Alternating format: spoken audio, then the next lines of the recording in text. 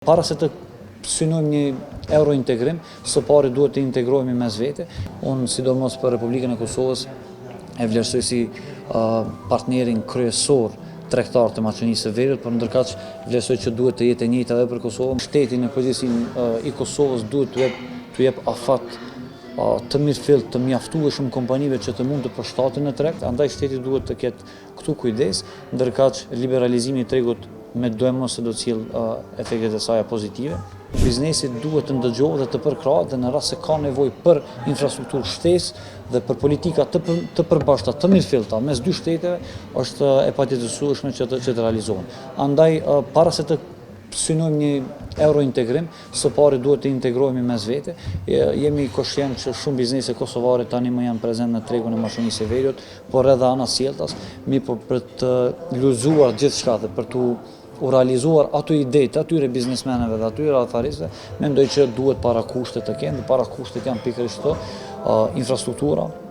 korniza ligjore e mirëfillt, e cila nuk penalizon, por ju lehtëson bizneseve, si dhe gatishmëria administrative politike për t'i ulur barierat, qofshin ato doganore tarifore, por qofshin ato jo tarifore. Së pari do të fillojmë nga tregtia e jashtme në këtë pikë. Mendoj që duhet të bëhet unifikimi i procedurave doganore, administrative, me qëllim që të kemi lëvizje më të shpejtë dhe më të lehtë të mallrave. Do të citoj një shembull shumë ndoshta tingëllon qesharak nga një antar joni, i cili thotë që 1 ton produkt të caktuar për ta bartur nga Shkupi deri në Helesan apo në Han të Elezit apo në Kaçanik duhet të kalojë nëpër shumë bariera doganore, ndërkaq distanca rrugore është diku më pak se 15 km. Por kjo tregon që kemi një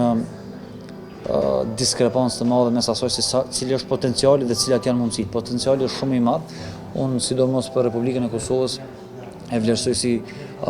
partnerin kryesor tregtar të Maqedonisë së Veriut, por ndërkaq vlerësoj që duhet të jetë e njëjta edhe për Kosovën, për shkak se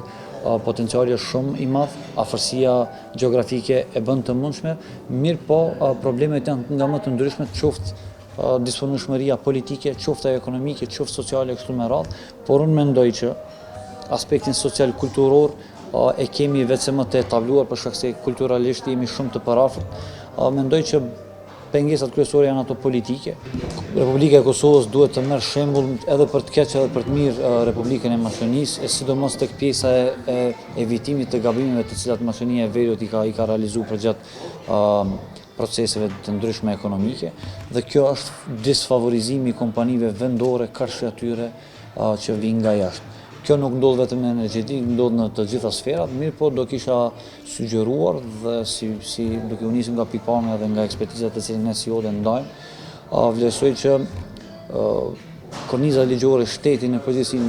i Kosovës duhet t'u jep afat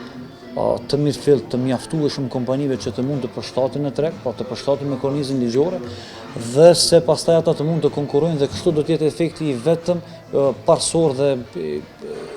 efekti inicial i cili edhe synohet të arrihet me liberalizimin e tregut, i cili ka të bëjë me lirimin apo me sjelljen e një konkurrence të mirëfillt në treg, me çka do të ketë energji elektrike më të lirë. Nëse nuk bëhet kështu, atëherë rrezikohet, duke pas parasysh me sa njofun kornizën ligjore dhe nivelin e ekonomisë gri jo formale në Kosovë, vlerësoj që nuk do t'i shkonte përshtatje shtetit në rast se shteti nuk ndërhyn dhe t'ju asistoj kompanive të cilat do të tregtojnë dhe prodhojnë energji elektrike, e mbase të distribuojnë të kompanive dhe të qytetarë. Nëse këto nuk asistohen, atë vlerësoj që efekti do të jetë minimal, ndoshta edhe do të ketë kundër efekt, për shkak se nëse një sistem i cili deri më tani ka funksionuar dhe nëse nuk përmirësohet, atë cila është ideja e ndryshimit të saj. Andaj vlerësoj që kompanitë tregtuese në Kosovë duhet të asistohen, t'u jepen përparësi dhe asesi të mos disfavorizohen karshi investitorëve të huaj potencial, qofshin nga regioni, qofshin edhe nga më lart, në rast se ata tentojnë të kyqen në tregun e energjetikës, për shkak se do dëmtohet konkurrentshmëria biznesore e vendit, dhe kështu nuk do të ketë përfitim as shteti as shumë, për shkak se përvoja në Maqedoninë e Veriut tregon që kompanitë e huaja të cilat kanë investuar qoftë në energjetik, qoftë edhe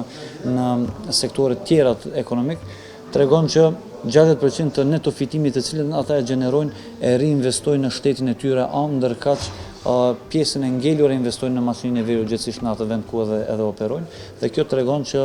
pjesa dërmuese e parave të qytetarëve të cilat shpenzohen në ato shërbime